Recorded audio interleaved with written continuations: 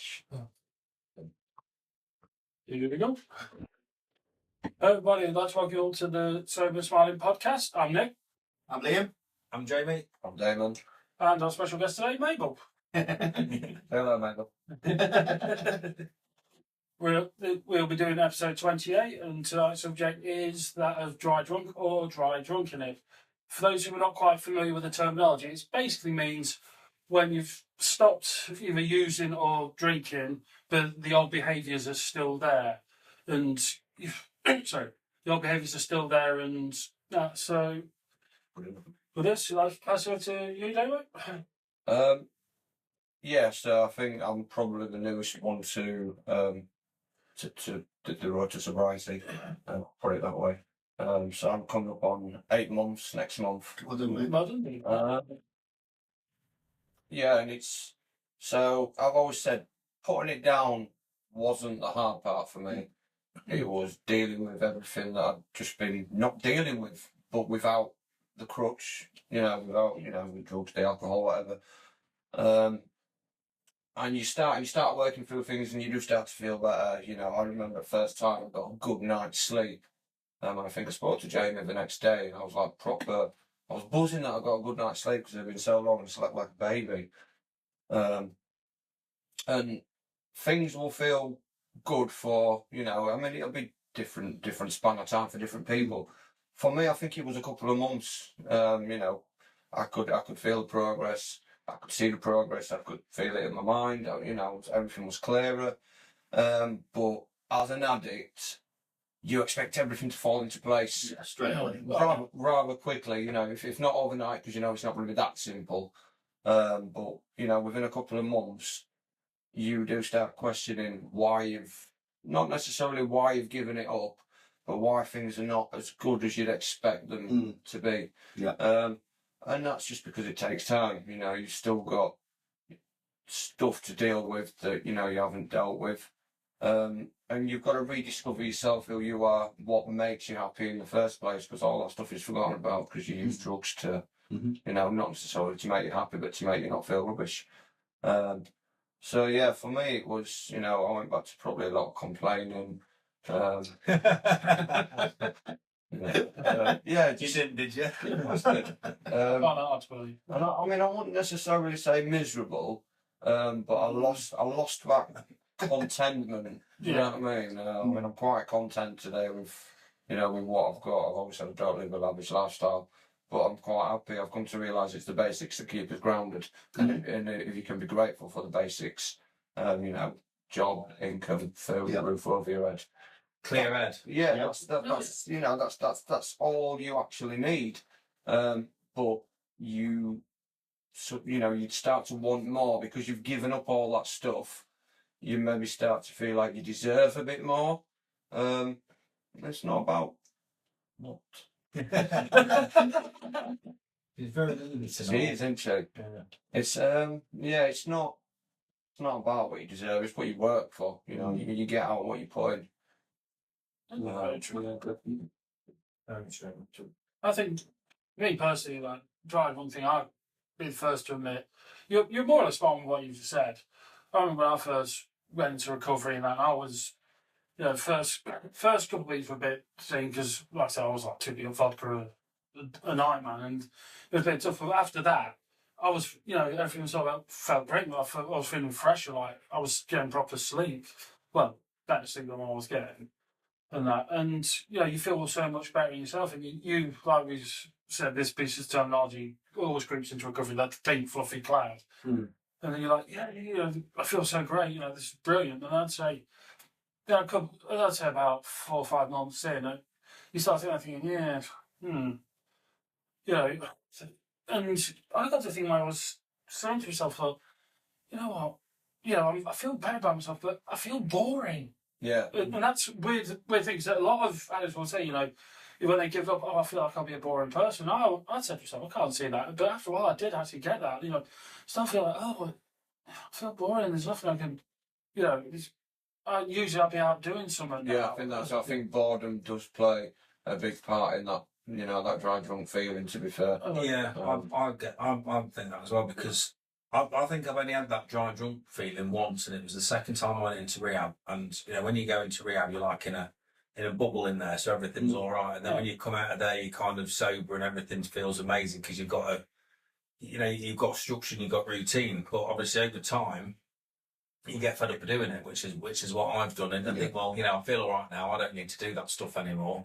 And then that bubble bursts. I think I was about 9 months in. And I got it really, really bad, but it's almost like you're mourning your old life in a way. You get FOMO when, when people are out doing what you're doing. And the thing is, any hobby, if I had any hobbies, any hobby that I've ever had, it's always around that. it always involved drinking. Like golf or whatever it was. It's always been drinking has been a massive part of my life, and especially living in somewhere like we do in Skeg, there's nothing to do. So the only thing that I found to do was go to the pub and get pissed up, and I really did enjoy it at one point. I can't say I didn't, because I've had some of the best nights of my life when I've been off my nut. There's been some really, really good times. I think you've got to go through that dry drunk stage though. You have you can't really avoid it, really. I mean, other people probably have different opinions than me, but through my sobriety, it's like when I first got into it, like you said about the pink fluffy cow and all that kind of stuff, it was, I feel great, I feel fresh, I feel a new man. But then that quickly falls off because, like you said, the boredom kicks in, and you start like fast forwarding your thoughts. What am I going to do for my birthday? What am I going to do for New Year's Eve? What am I going to do for Christmas? You know what I mean? And it's like, right, okay. But then I think that comes to the point where you quickly realise, hang on, who am I doing this for? I'm not doing it for anybody else apart from me. I want to be a better version of me. And that's the point that I had to get to. And unfortunately, my road to where I am now has not been an easy one, because I've been through those dry drunk stages. So, I've been coming to meetings and putting a face on it. When I first started, and like we were saying earlier, telling people I'm not drinking or anything, but really I am secretly on the side. Do you know what I mean? Because I'm still kind of like 1 foot in recovery, 1 foot in partying, because I don't really want to let go of it, because I'm thinking, shit, my life's going to be really boring here, But again, I think you've got to go through that phase in order to build your strength up in sobriety. Definitely, and I have been through a fair few relapses. But it's got me to this point, and it's built me. It's made me stronger. And do you know what? I don't regret anything that I've been through, because I've learned from it, and it's built me. And, Like it's so. Well, in a way, if you don't make mistakes, you don't learn, do you? And everybody's journey is different. I mean, I personally think that everybody will go through that dry drunk phase, but it happens at different stages for everybody. It could be 3 months down the line, it could be a month, it could be a year down the line.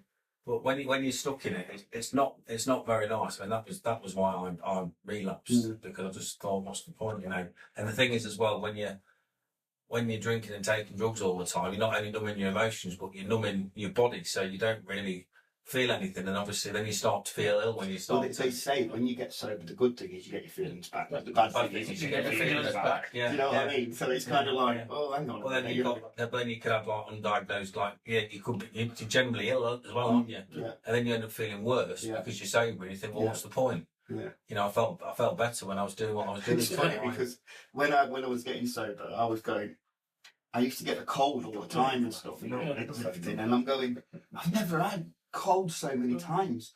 I probably have, but I've just masked it. You know what I mean? Well, the thing is, though, when I had a cold, I'd just think, well, I said hot toddies. I just drink a bottle of whiskey, and that was my excuse. Excuse to stay in bed all day.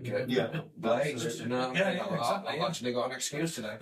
Well, I said I've never been as ill as what I have. I've never been as ill as what I have in sobriety, and I couldn't work that out for myself. I thought, why am I being so? Why do I feel so ill?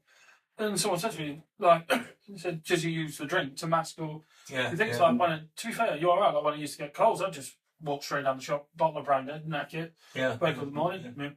Either that, or I was hanging that badly half the time. I just powered through it, and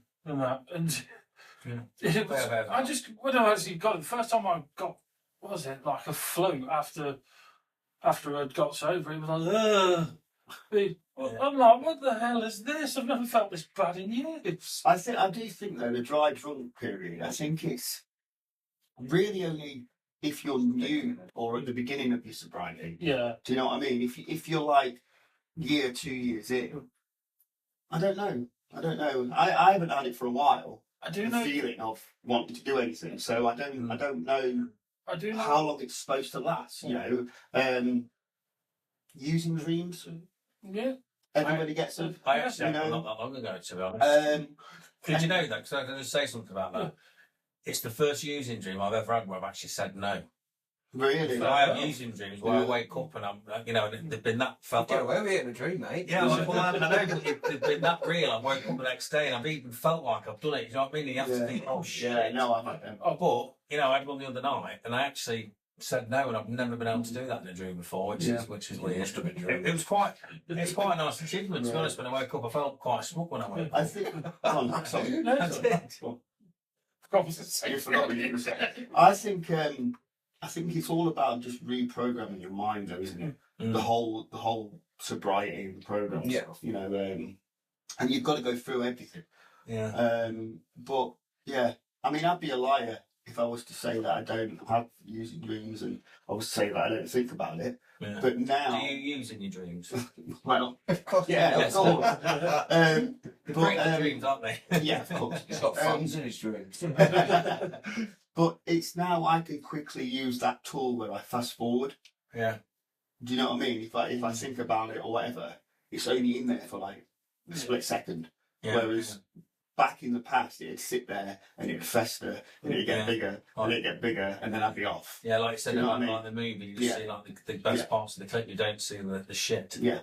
Yeah, and that's how I can get my head to go to now. I kind of know, and the problem is though, my head just says to me, it doesn't tell me to go out and get off my nut. It just tells me you can just treat yourself to one, just one. So all it wants me to have one. But I know but all I know today that I'm in charge of is having that one. Yeah. But then after that one, I'm completely out of control. Saying I don't think I've come back from another one. So how's your head with it being 8 months? You know, are you still having a bit of iffy time or? I mean, I've got no intentions of using. But there are long days at work when I do think it would be nice to finish an hour spliff, because it's I'm only going to go home and get laid on sofa. I know after I've made some food, it's not. I just wanted to go back to touch on like boredom and people thinking your life will be boring.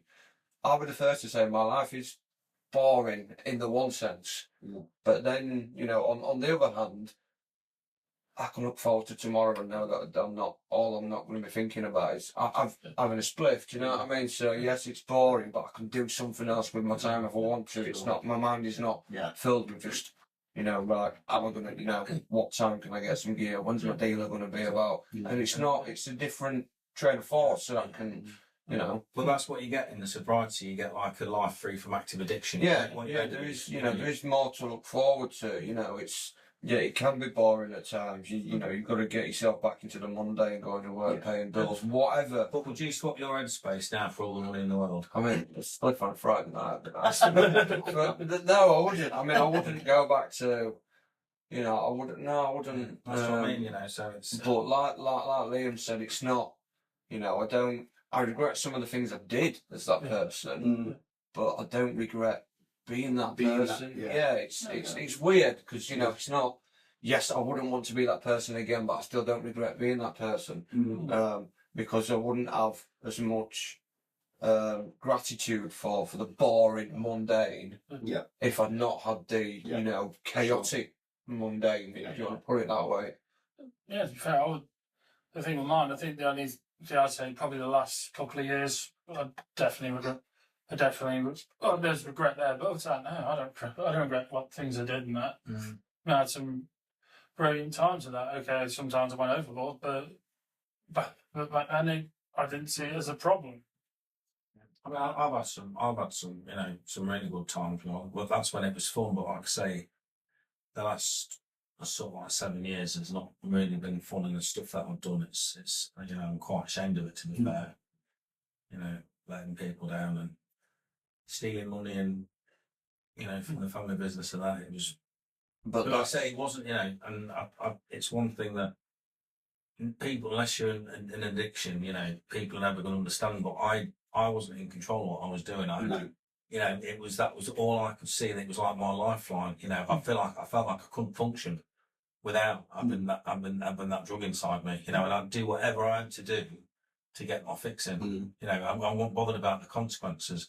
But now, you know, when I look back, it's like, I can't believe I did some of the stuff that I did. I think we quickly realised that you can still have fun in sobriety. Yeah. I mean, look at us, we go out for meals, you know, I still go out with friends and stuff like that, you know, and it's like, you can still do it, you can still have fun. I think you can just get more involved. I mean, I will have at work, it's a boring job, but it's what you make it, do you know what I mean? And Exactly. but I can be present with the people around me and have a laugh. Do you have a laugh at work? Mate, have a right laugh at work, honestly. You've got to, it's a boring job, mate, you've got to get your kicks. Yeah. But I can imagine if I was just sat, you know, waiting for that spliff at the end of the day, I wouldn't be paying no attention to what's going on, and you'd just be in your own mind, wouldn't you? Yeah. So, yeah, and, you know, it's a boring job, but I love the people I'm around.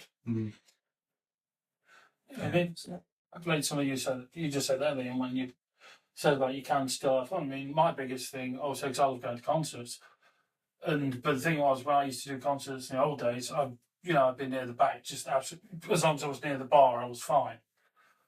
And for a long time, when I first got into recovery, I kind of convinced myself, I can't do concerts anymore because I want to drink. But the problem was, I thought, okay, but the problem was it made me so fucking miserable. It was unbelievable. Then one day, I know it's not the most ideal thing to do, but I was just thinking, I can't keep this fucking up, because, you know, I want to go and see shows, and I'm going to see a show, but I've got this thing about maybe I'm going to end up drinking. I thought, if I carry on this, I'm just going to end up living in fear. So I do or die. I thought, do you know what? I looked at the road, I looked at my time off, and thought, right, I'm going to a show. And tell you, it was the Darkness. I went to watch them, but when I said to myself, right, I'm going to get myself a plan. I'm going to try and get myself to the front, near the barricade, and that. So I've got no way I can go to a bar. So once I'm there, I'm locked in, and that. I thought, here we go, do or die. And when the band came on stage, and I'm like front row just enjoying it, I'm like, fuck, this is the best experience I've ever had. And you wake up in the morning, remember it all. Yeah, remember it all. That's just something about it, you know, sobriety in general, that you can't put money on a peace of mind like that. I mean, geez, I remember I used to wake up and first he'd be like, where's my phone? Where's my keys? Where's my money?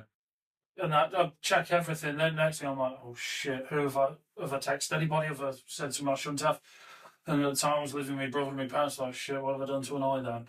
You know, if I said I'd done something stupid, and then you can't make up, hey, up everyone, you're alright. Oh shit, what have I done now? I think one of the most misleading things when I first came into sobriety, and in the meetings, you're going to get the life beyond your wildest dreams. Oh, you know, God. I'm thinking, Don't even go on that. this is what I thought. No, hang on. I thought, hang on. So if I get sober, when I'm a sports car, I'm going to have a big house, I'm going to have this and this, and £1 million in the bank, and it's like, but as you go along, you realise that it doesn't actually mean that. It just means like your peace of mind. That's your what stuff that's like what that. it is. You know what I mean? But Peace of mind, yeah. It's that's quite misleading when you're like coming off whatever you're on. Do you know what I mean? You're thinking shit. I'll settle for peace of mind, isn't it? Yeah, but peace of mind. But you come to learn that. Yeah.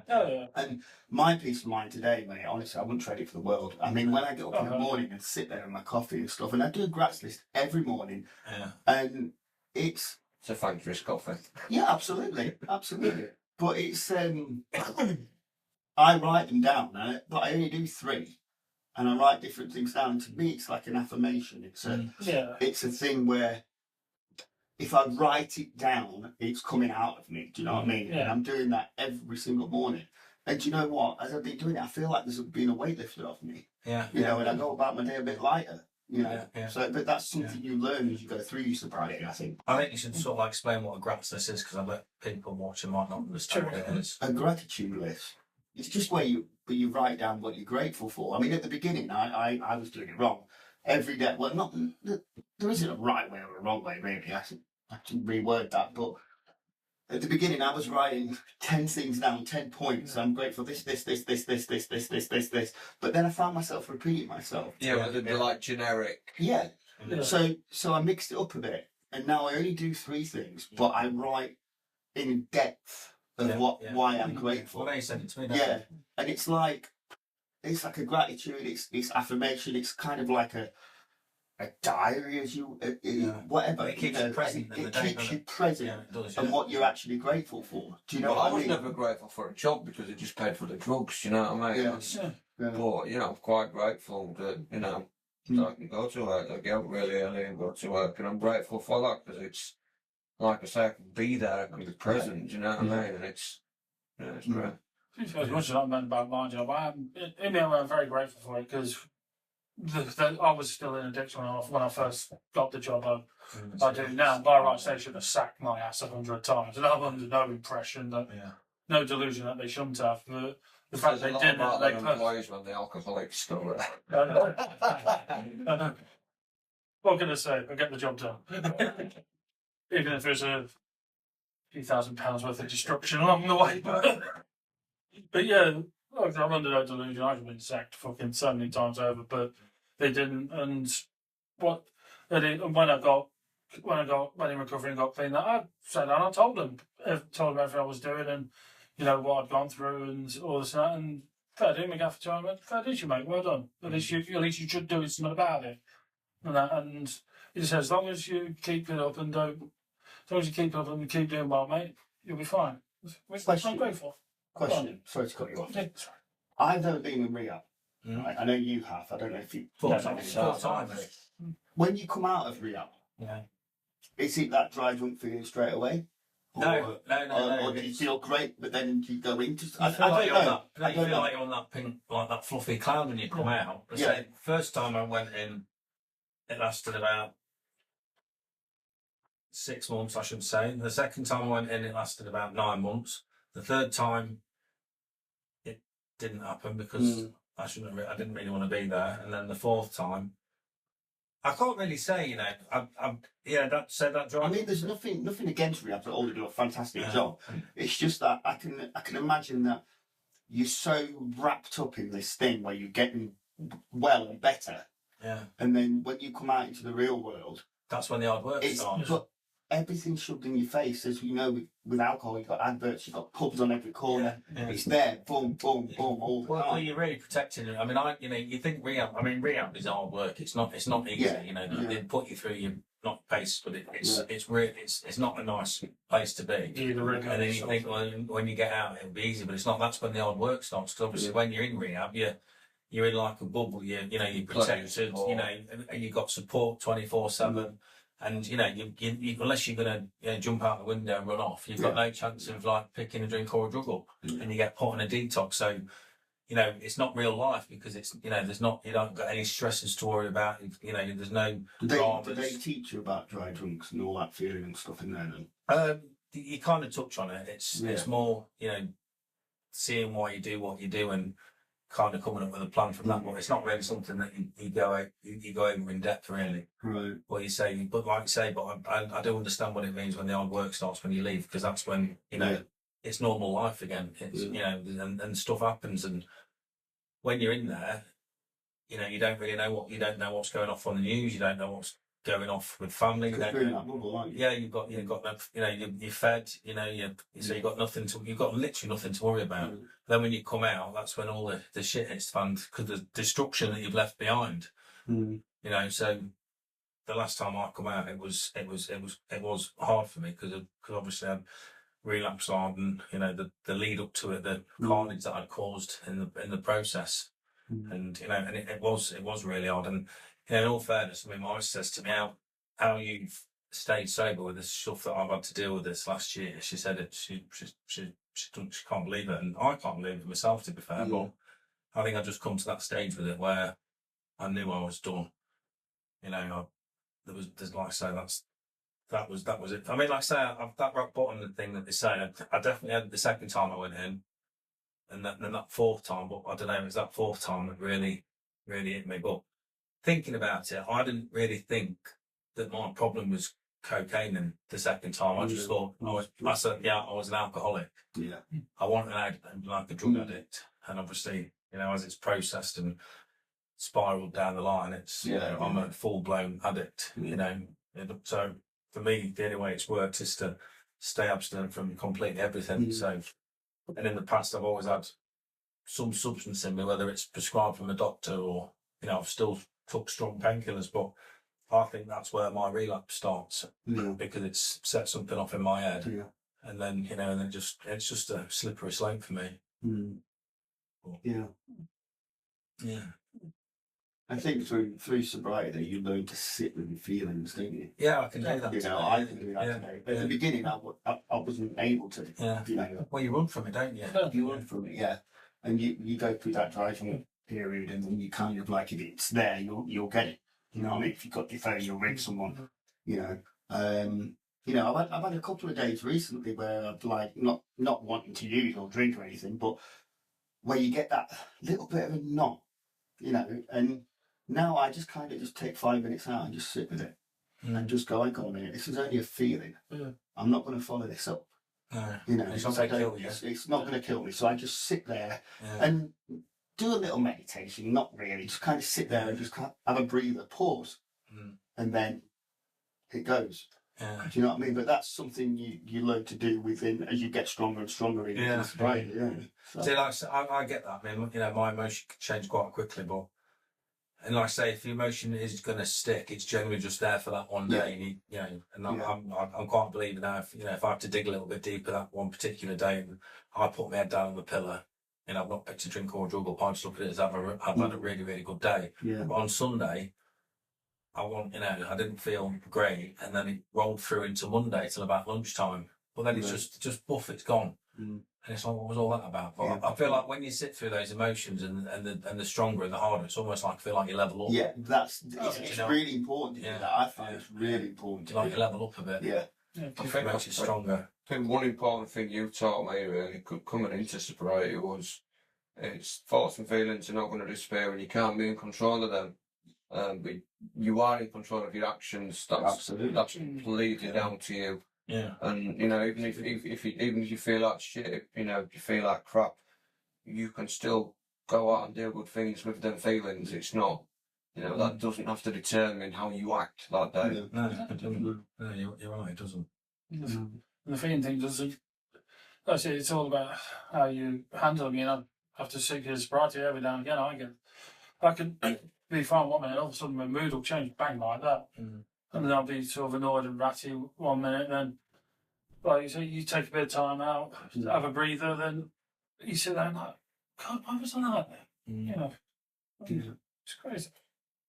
I'm just sat here thinking that if there's someone watching this and they go through that try drink period, what would we say to them? Do you know what I mean? Because it's all right saying get in and get to a meeting and get to this, but it's not as easy as that, is it? You know what I mean? And it's kind of like life can get in the way. Yeah, I personally, if they're in the dry drunk stages and they've already come off whatever it is, drugs or the alcohol, keep doing what you're doing. It's it's not going to get fixed overnight. You've not been an addict for a week. Do you know what I mean? You've been an addict for a long time, could be years, could be decades, depending how old you are. It's not gonna, your life isn't gonna get better like that in a week, 2 weeks, a month, 6 months. It might be better in 6 months. You don't know that, but if you keep doing what you're doing, you can look forward to that. Just keep persevering with what you're doing, because you've obviously got the right mental stage. If you're still off of the substances, no matter what it is, if you're still off it and that, then you've got something there. 100%. Because it's so easy to go back to it just to kill that feeling. It'll pass, and there's no quick fix. You just got to ride it out almost. But the one thing I've learned, and I keep saying it, but it's so true. If you want sobriety, you have to go in it full throttle. You can't just go in it half. I'll try it, and I might this, that, that. It's not going to work. You've got to go right. I want to be sober. And you've got to go full throttle. You have to. Like I said, when it comes to sobriety, you've got to have both your head and your heart in it. Because if one of them isn't in it, then you're going to struggle. I think it's because one will end up winning. No.